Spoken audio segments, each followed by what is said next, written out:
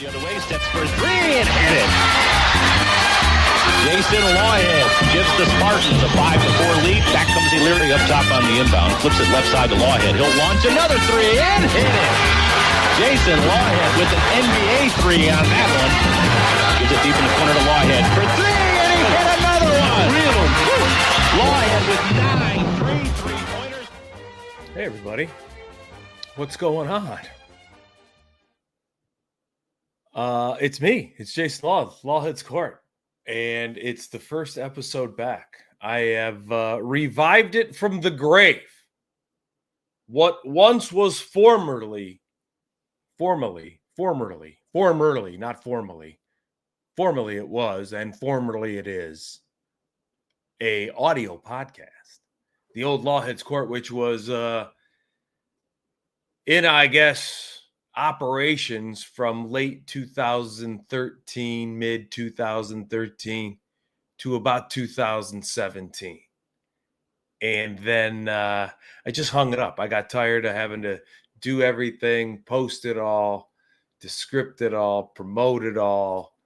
I had kind of hit a ceiling with listeners, all kinds of things that just kind of made me go, I don't want to do it anymore. And I was happy not doing any podcasts or being on podcasts. Just been happy being a comedian, just writing and creating material, working on that material, honing it, adding to it, changing it, seeing how the audience responds to it initially and how the audience responds to how it's been evolved over time, whatever it is. So, but there's been something itching at me recently. So something itching at me recently said, you know what? Let's get it done here. Let's get Lawhead's Court Live going again. I did a few test runs a while back just to try to figure out the different streaming services that I was going to use and not feel stupid using. As you can see, I'm in my kitchen and I have it blurred out. I figured out how to blur back my background a little so it appeases my wife so you don't really see the scuff mark on the wall from the chair, which would be, you can't do it there because there's a scuff mark on the wall. Well, this is the best place in the house to do it.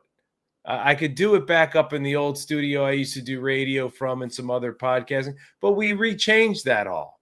Once I got out of sports talk radio here in San Diego on 1090, that once I didn't need that on the regular, we transformed that room into a more comfortable room where she plays music and we can watch a little TV, have a nice massage chair in there, just a nice area to go to, a spare bedroom that doesn't have a podcast studio in it. So I said I could just kind of do a nice little makeshift below the Jackie Robinson stealing home portrait and the fruit basket that has an avocado that you can't tell if it is or it isn't. But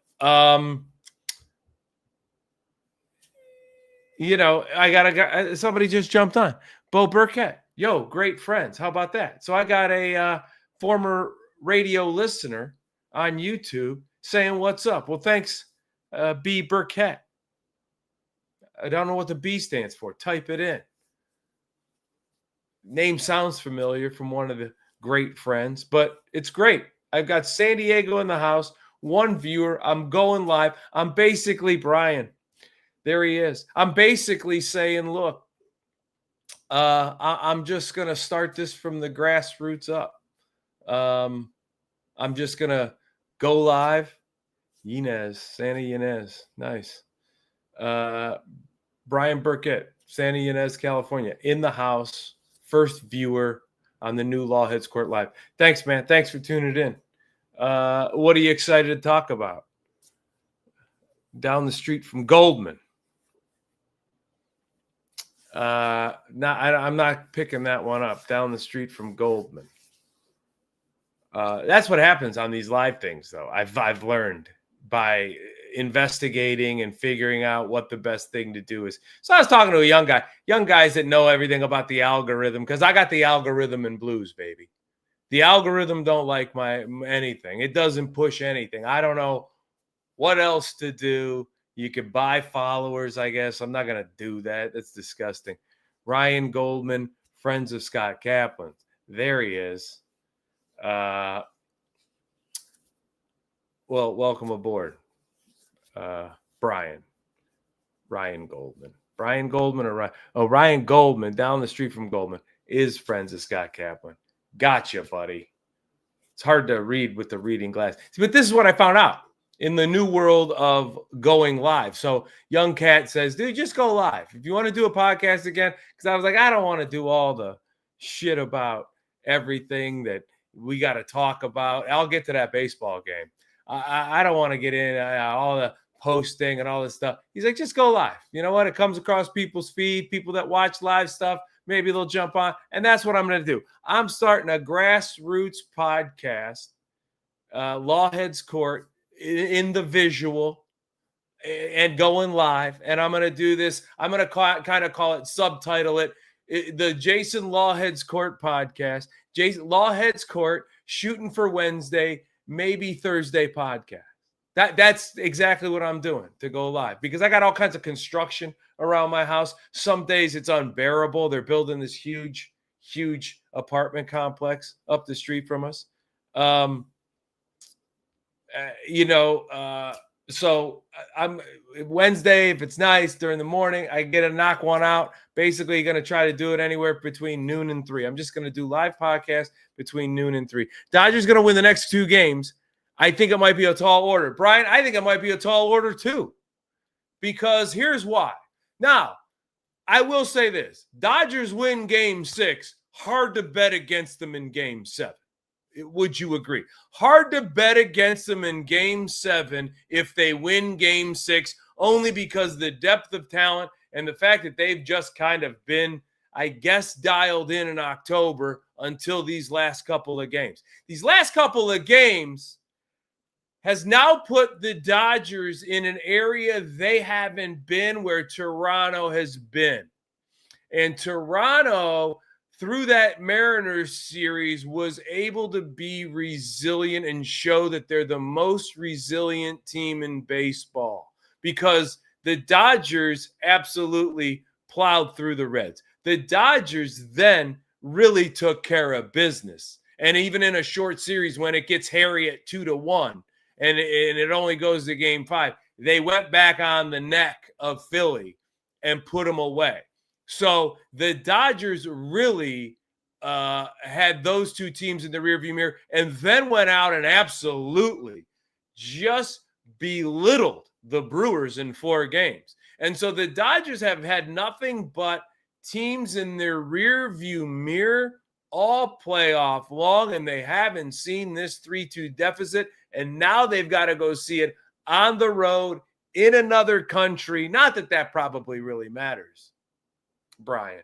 But I think right now, when you look at how resilient Toronto is displayed, the fact that they went out and just clobbered New York, the fact that they went out and, again, being the road team against Seattle, getting down 2-0 at home, and then steering 4 out of 5 wins in that series against a Seattle team that looked like they were primed and ready. This wasn't a Seattle team, I don't think, that fell apart or caved in. I think it was just a resilience versus resilience, and Toronto's resilience had a little bit more in the tank by game 7. And so I think Toronto right now is what Red Barber used to say, sitting in the catbird seat. I really do. I think that you would probably agree. You agreed right there. I think that right now, like I said, Dodgers win game 6. Very hard to bet against them, although it wouldn't surprise me if, even if they won game 6, Toronto could go out there and beat them 10-1 in game 7, especially being in Toronto. But that being said, hard to bet against all those guys with one game to win it all. But right now, Toronto, man, I'll tell you, and it, you know, the amount of toll that 18 game took on both teams. Once again, another example of showing Toronto's resilience. Dolphins or Ravens? I don't know if this guy really enjoys my comedy or he's just a degenerate gambler and he's looking for picks. Dolphins or Ravens? I would say right now, the Ravens probably, they had a big win. Both teams big wins after it looked like they couldn't beat, themselves in a scrimmage at that point. I think on a shorter week, personnel, all things being said, Harbaugh, the coach, Baltimore kind of feeling like, I think Baltimore also feels with that win that they had on Sunday, they feel like the AFC North is still winnable, not just turning around and being a wild card team. I think the Ravens still probably have sights to go, well, Pittsburgh's 4-3. Cincinnati's underwater. The Browns are dead. Whereas the Dolphins, they look up and see New England, playing like, early century, early Belichick New England. And, the Bills just being the Bills. The Bills just being, an absolute juggernaut. I know, I'm just kidding with you, man. But it's you're right. That's a great, you're absolutely right. It's a ho-hum teams, but it could be a good matchup and a good game with some excitement from the personnel that both of them have. And like I said, Baltimore right now is looking to wrestle one away. If Baltimore can get this win and then go on a 10-day break or whatever it is, and be able to, hopefully look at the AFC North and go, hey, all three of those guys lose again, or somebody's on their bye. Cleveland's on their bye, which is just as good as a loss. But whoever's not, those teams lose again. Good for us. 3-5 puts us anywhere they want in the divisional race come second half of the season with 17 games. Are both coaches? I don't think Harbaugh is playing for his job so much right now. I think that that's why guys like Harbaugh and Tomlin have been around for so long. You don't fire them after 3-5 or 2-5. Good to see you, brother. Bradders 84 joined in. Good to see you, bro. And I'm going to be doing this more on the regular because I've kind of figured out how to just manage the time and effort, which is the most hardest thing when you're just kind of a solo gigger. But anyway, both coaches playing. No, I think McDaniel's coaching for his job every week. I don't think Miami. They've probably, at least McDaniels has earned enough currency in Miami to say, you know what? If we do this, we're going to do this at the end of a terrible season. Because where do we go? We fire you, and then what? And then it's just a guy coming in to be a lame duck possibly and get his head blown off in the next 8 or 9 games, and nothing looks good. So if it's not going to look good at the end of the year, might as well not look good with McDaniel. He could be fired at any moment, but maybe the win helps him. Maybe just the idea of that, the fact that he has had success when he's had players on the field will win him over.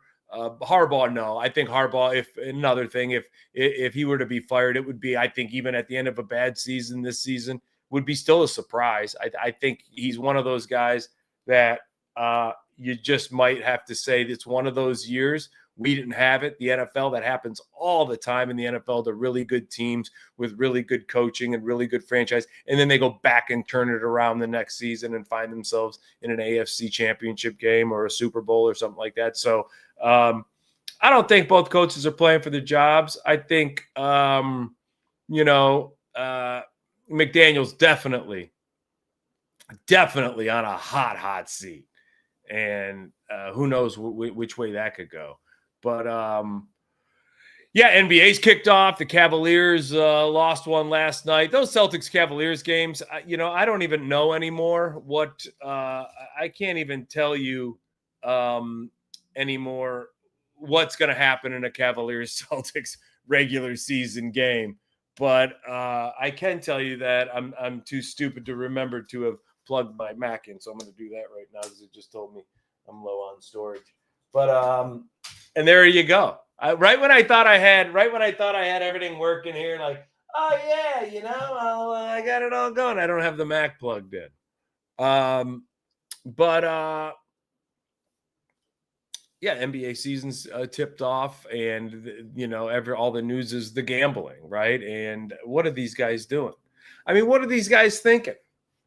What the hell are they thinking? They're not, obviously. What are you doing? What are you doing? Like, even when you go back to the Michael Vick thing, everybody remembers the Michael Vick thing for dog abuse and killing dogs and fighting dogs and doing all the things that he did with the dogs. Everybody remembers that because it's such just an absolute, just inhumane thing that was done.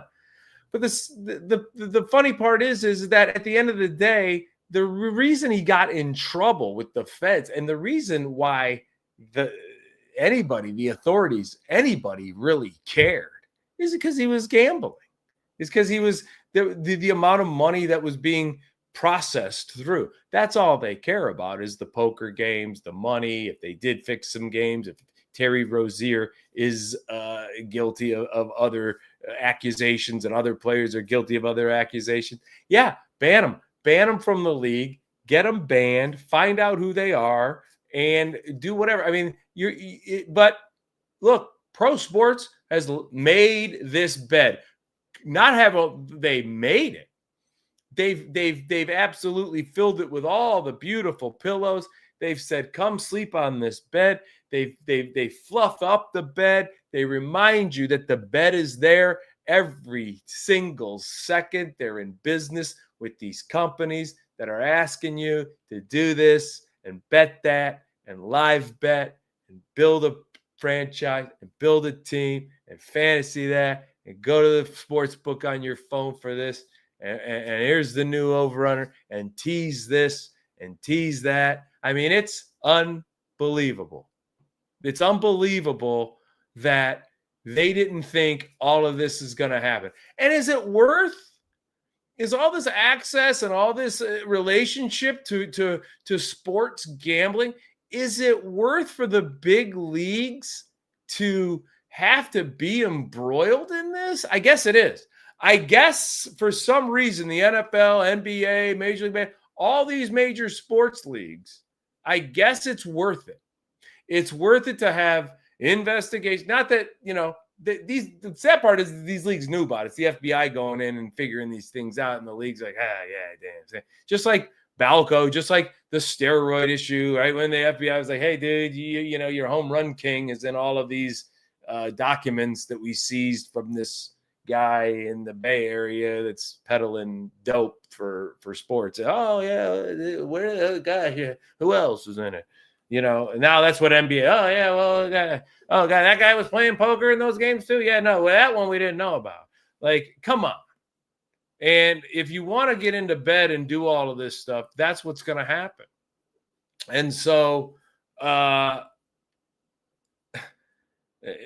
than that, I love basketball, which is a shame. And it taints everything. Basketball's already been in bad shape when it comes to just, lazy, sloppy regular seasons. The playoffs have always delivered for me. Even last year, a lot of people didn't like seeing OKC and Indiana in the finals. I like seeing that as a Cleveland fan, as a guy that when his team's not in it, usually roots for an underdog. Never been some kind of front runner fan, other than maybe some individual players. But I don't like, oh my God, hope their teams win. I might be a big fan of a guy or something. And if they are in it, maybe I'll root for their team to see them do well. But most of the time, it's my team or an underdog type team. So I liked seeing that. I want to see more of that. The Pacers going to the finals, OKC going to the finals, gives NBA fans hope that their Cleveland Cavaliers or Utah Jazz or Detroit Pistons, Orlando Magic, they can go win an Eastern Conference championship with the types of players that they have and they're able to attract. So good for the NBA on that. Shortening the regular season way too far down the trough. That ain't happening. That's just never going to happen. You can say 68, 72 games like a few of these coaches and some people are saying to make a more spectacular product during the regular season. I'll tell you what, even if they eliminated 10 games, which they'll never do, even if they eliminated 10 games, you're still going to have the same problems. You don't think that getting adapted now to 72 games, like that still guys are still going to take 10, 20 games off, whether it's checked out one night or just load management or just put me on a 3-day game. I don't want to go on this road trip. I don't want to yada, whatever. All that's all going to, just find its way into a new schedule. If you don't think that already have pampering these guys to that degree and getting them used to that, it's like a cat feeder. It's like saying, hey, we're going to feed you twice a day instead of 3 times a day. They're going to figure it out. They're going to figure out, we'll feed you more. They're going to figure out that time. Their sleep pattern. They're going to be able to change around those sleep patterns and eating patterns. They ain't going to like it at first. Just like the NBA, they ain't going to like it at first. Oh, man, I got to play 68 of these 72 games. Yeah, you do. I used to play just 64 of the 82. Yeah, well, those days are over. But that ain't going to happen. Because even if they did, like I said, they'd go back into that cycle. But the NBA's got to figure out something. I think what the NBA ought to do, if you want to make a great regular season,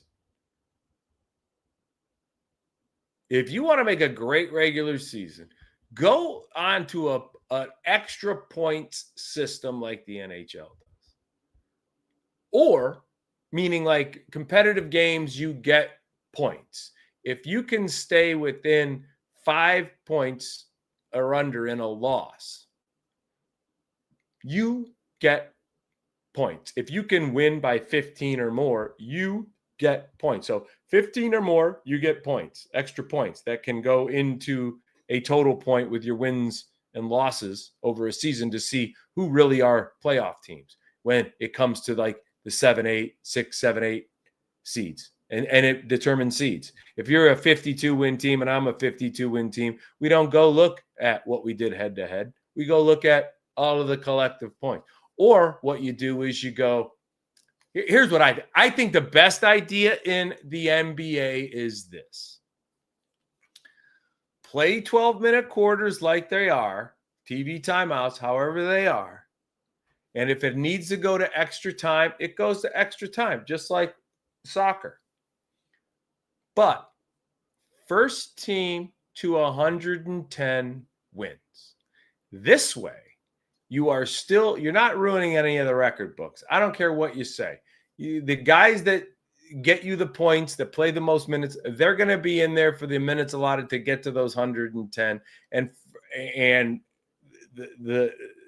if you want to make a win by 2 to make it interesting, that's your overtime as well as extra time if it takes more than 48 minutes. Teams will play better defense on a nightly basis. They will try to get to that 110 first. It will be better competitive basketball over the 4 quarters or 3 quarters and 9 minutes or 4 quarters and 4 minutes or whatever it takes. But the first team to 110, everybody still who averages 30 a game is still going to average 30 a game. You're still going to get the same, basically. Yeah, our record's not going to be broken anymore. Who cares? There's enough fucking records, okay? LeBron's got all of them. Nobody's getting LeBron's record on scoring. Nobody's touching it again.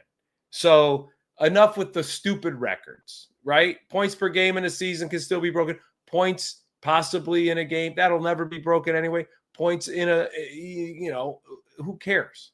Who cares? Let's get a good product. then these guys are playing less games for the most part. Because I'm telling you, a lot of games will end before 48 minutes. And the fan don't care. The fan don't care. Half the arena's leaving at the 6-minute mark because most of these games are unwatchable and they go too late. The fan will stay in the seats longer to 110, and they won't care if the game ended with 6 minutes left in the fourth quarter. They will have seen a great ball game to 110. They will see the best players going out there and putting out the best effort, and you will get a better regular season product. That's the best thing the NBA can do. 110. Every regular season game to 110. Baseball made some great changes I didn't really like at first because I'm a purist. I think now baseball changed my mind on a lot of things. Baseball changed my mind on a lot of things. The pitch clock, the new rules about how many pitchers you can pitch to, throwing to first. Unbelievable. All those things I was like, yeah. I don't like the extra inning rule in regular season because they don't play it in the playoffs, which I don't think they should. Just give teams extra inning players. That's what I think they should have in the regular season. So what you should have is there should be maybe six roster spots. These guys are out there every day. They're still going to be able to take BP, fielding, keep fresh. There's 6 spots. And you can move these guys from minor leagues just to keep them fresh down, and many options as you want with guys that aren't on your major. 6 spots on the extra roster that only are active if the game goes into the 10th inning. You can't play these guys in 9-inning games. Only if so now you got maybe 4 pitchers, 3 pitchers, and 3 bench guys or whatever it is, extra backup catcher, whatever it is. They can be there for those 15, 16, 17, 18-inning games. Now, not in the playoffs. Playoffs, it's not a whole season. Maybe one extra inning game pops up. Maybe an 18-inning game that we saw the other night pops up. But I think baseball, with the changes they've made for the better, have made me think of other ways to make the game better.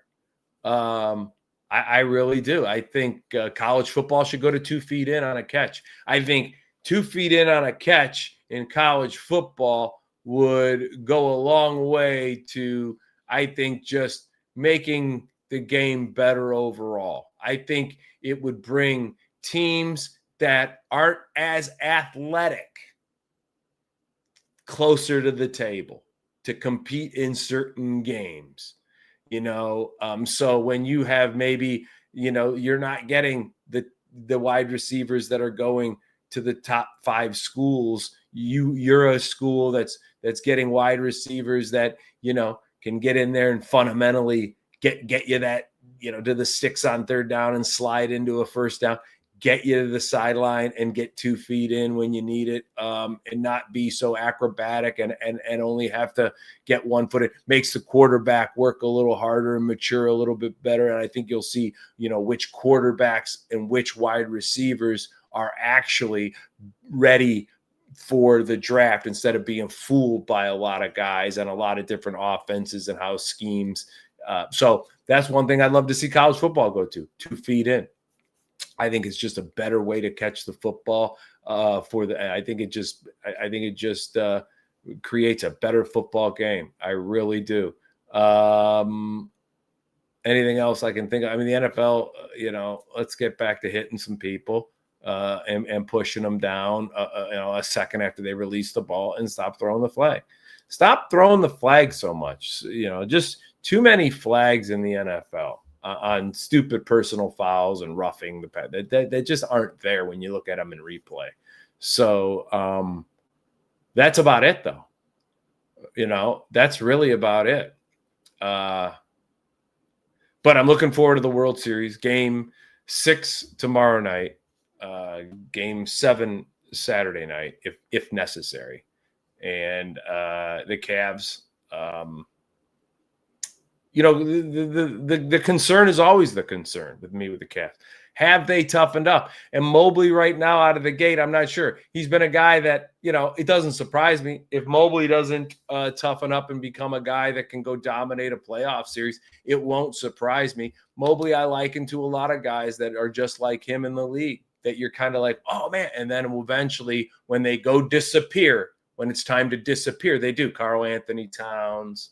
And there's just some other guys like that, they just disappear. Whereas Pascal Siakam doesn't. Even if a Pascal Siakam scores 15 points on, 5 of 18 shooting, he's been a factor. He's not disappeared. He's come up with big block shots. He's come up with huge stops. He's come out with great kick out threes from a double team, kick out to a 3-point shooter, or second chance opportunity points, or got to the free throw line, or made a big play, 50-50 ball, checking their best player for a while and shutting them down. Guys like that, when they don't score a lot, or their line isn't impressive, if they've had a bad shooting night, their points are down, they still get, some rebounds. They get some second chance opportunities. They've gotten the types of stops against the other team's best player over a course of a run. And guys like Mobley and Karl Anthony Towns and some of these guys, Julius Randle, they just kind of disappear. They look like there's stretches of basketball games from, the first quarter to the middle of the second quarter. Well, they look like the best player in the NBA. And then there is just, they go dark for the whole third quarter. And that's the quarter where the other team in the playoffs have outscored you 36-21. And that's the reason you absolutely lost that game and the series. You lost the series in these crucial types of quarters when your bona fide all-star players, and, a lot of guys can make all-star teams in the NBA. Okay. A lot of guys. There's a lot of guys that made more than one all-star game in the NBA that wouldn't sniff the Hall of Fame. Not even close. Not even great players in their franchise's history. A lot of guys. Easy. If you can be on the floor in uniform, starting for an NBA team right now, with the amount of just smoke and mirror statistics that can be put up in a regular season game, a lot of guys make all-star teams. So do you play like a bona fide all-star in the playoffs for 48 minutes, even when you're not knocking your shot down? Are you just dropping passes? Are you just unaware of what's going on? Are you just getting dunked on by an old Al Horford? Because if you are, you're not a bona fide all-star. You just made an NBA all-star team. So Cavs got to shore that up. And, it's hard to gauge in the regular season. Last year, they looked like, nobody would beat them. Hey, the Golden State Warriors won 73 games one year and then lost a 3-1 lead in the NBA Finals. It's not easy to win it all or get there. I'm not saying it is, but you've got to become the type of team. It's year 3-4 with Donovan Mitchell, Atkinson now in his second full year with his implementation, some new faces, a couple guys traded away, a couple of new faces. I like Lonzo Ball. I'll tell you, if Ball can stay healthy, if he can stay in that Cavs uniform more than he can stay in street clothes, and just accept a role as a backup, guard, and be a guy that can go in there and create some mismatch problems, be a big guard. The Cavs don't have big guards that are looking to pass first and get the ball to other scorers. The Cavs don't have a lot of those guys. So it's nice to have a guard that maybe in certain matchups can go down into the low post and exploit something and work from the low post out, be on the floor at certain times that Donovan is, and play off the ball, but still be a facilitator from off the ball and maybe be able to guard a bigger guy that Donovan or Garland can't guard when they're on the floor. It'd be interesting to see. Be nice to see Lonzo Ball be able to be in uniform, DeAndre Hunter be in uniform, these guys really be a cornerstone. But Mobley's got to get up to here. I think Allen has hit his ceiling. I think the best you can hope for with Jared Allen is Mobley just gets so good, Allen eats off of it in the playoffs, and it kind of just makes Allen's job a little easier, and he gets a little ooh, this is fun, and starts, really playing some loose defense and not worrying about anything else because Mobley has become, a dominant. I'm not expecting Mobley to be Giannis, but, let's have something, on the verge of that, meaning like takeover skills from the 3-point line down into the low block, from a guy that, he gets it anywhere near, you better foul him and just put him to the line. Like, I want Mobley to put fear into guys. He doesn't. He doesn't put fear into coaches' game plans when it comes to, they know he's there. They know what he can do. And they're sitting there going, don't let Mobley get 30, 15, and 5 blocks. Make him work for 21, 22. Make it look ugly. If he scores 21, 22, and we can create him to disappear in the third quarter, the game plan has worked. And for the most part, that's the ship the Cavs are in. And it always turns out in the playoffs for Donovan to look to have to be the 48, 50-point scorer just to white knuckle anything, whether it's a win or hope to win. So Cavs got to do a better job of that this year and grow from that. Orlando, I mean, the East rises up, a little bit every year, I think, with some of these young teams. Orlando, there's some good teams with talent out there. Obviously, we'll see as the season goes on. A lot of times, the first 2 months, bad teams have good records and good teams aren't doing anything. And, oh, my God, they write stories about what's wrong with these guys. And then these guys by the All-Star break are the 3 seed. So don't read into too much in the first 2 months. A lot of young guys, a lot of young teams, a lot of young coaches that won't be there, will be playing with a lot of energy and enthusiasm, and they'll be, handling the early travel well, and then eventually night after night, bad performances, inexperience, an injury here, an injury there, starting to run into good teams that are starting to put it together happens. And so that's the NBA. But just getting back to the gambling part of the NBA real quick, I did want to say this because it just shows you how stupid these guys are. Like, these guys are in the NBA. Buddy of mine used to be the trainer for the Memphis Grizzlies years ago, and for a long time. And just one day I was in Vegas with some buddies. This is like 15, 16 years ago. And it was NBA time, and there were games on the board.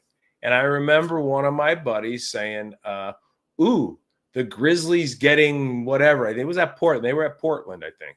The Grizzlies getting whatever amount of points they were getting at Portland. That looks like a pretty good, because the Grizzlies were pretty good. That's when they had Zach Randolph and Rudy Gay, and they had some players, and they were going to the playoffs. Young Mike Conley, Lionel Hollins was their coach. I mean, they were tough. And so I just went, oh, yeah, man, let me text my buddy. He's a trainer. Let me see if anybody's, sitting out. And I just texted him, hey, what's up?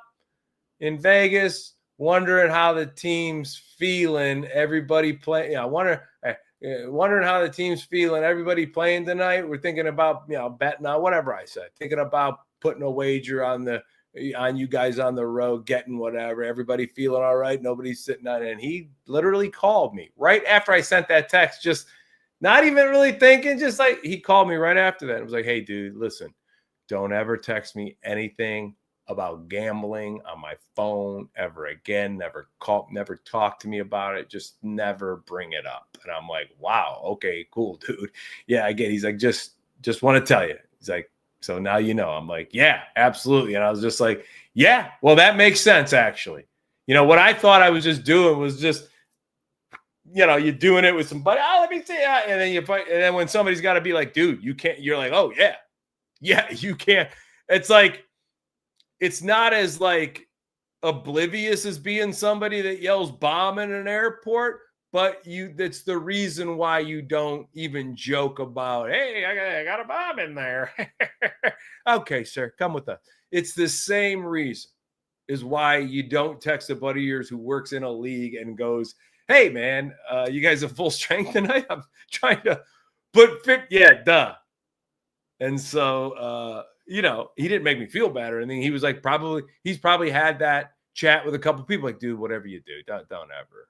And I had known the guy a long time, never had ever broached that subject with him. So he was probably just taking off guard, and he had a chance to call me because it was hours before tip off. But anyway, after he told me, on a burner phone, he called me and said, Zach Randolph's we're gonna scratch him right back. But no, I'm kidding. But anyway, good to be back. Good to be back, and hope you tune in. Thanks for the couple that did, and I guess this will always live. This will always live online, from what I understand. So it's on YouTube. I'm going to be doing more content on YouTube, some cooking videos, some other stuff. What's your stand-up schedule? Any shows here? Up here in the Central Coast. Ooh, no. That's another reason I kind of did this. No shows in the Central Coast right now. Hoping to do one down in San Diego here soon. Been on the road a little bit. Just headlined Hilarities, which was an incredible night on a Sunday night. Actually, the Browns beat the Dolphins that day, and had a great following come out. And been working the road a little bit here and there this past year. Just I'm going less on the road, which is another reason why I'm doing this. And comedy's changed a lot. It's tough to flip a dollar all of a sudden. And, the more I've headlined recently, the more I know I'm a headliner. And so that's tough because I'm not well known. I'm not famous. And most of these guys, I haven't been in the podcast world. I haven't been doing the things to get more exposure other than just going out and working hard at writing comedy and performing it. And, knowing that, the audiences tell the truth. I'm successful out there in that sense. I'm just kind of that older guy that just isn't up. Which is why I'm doing this, the young people that know this stuff. They're like, dude, you got to go live.